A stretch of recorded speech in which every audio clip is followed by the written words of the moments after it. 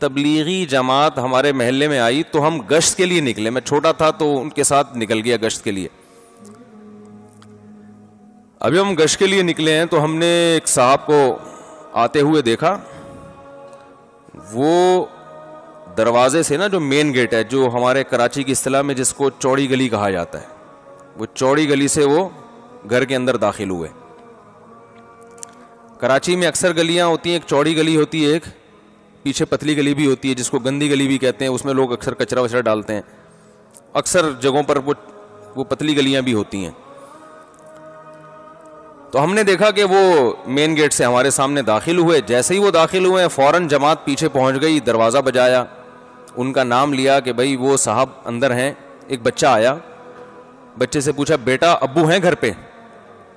بچہ بھی بڑا ہوشیار تھا, وہ اندر گیا پوچھنے کے لیے ابو سے کہ آپ ہیں یا نہیں ہیں. ٹھیک ہے, ہم نے تو جاتے ہوئے دیکھا تھا. اب وہ بچہ اندر سے پوچھ کے آیا, کہنے لگا کہ ابو گھر پہ نہیں ہے. تو ہمیں ایک بدگمانی, شدید بدگمانی ہوئی کہ اتنا سری جھوٹ ہمارے سامنے ابھی داخل ہوئے اور کہہ رہے ہیں کہ ابو گھر پہ نہیں ہے.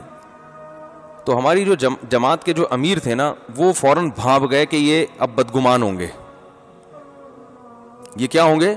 بدگمان ہوں گے.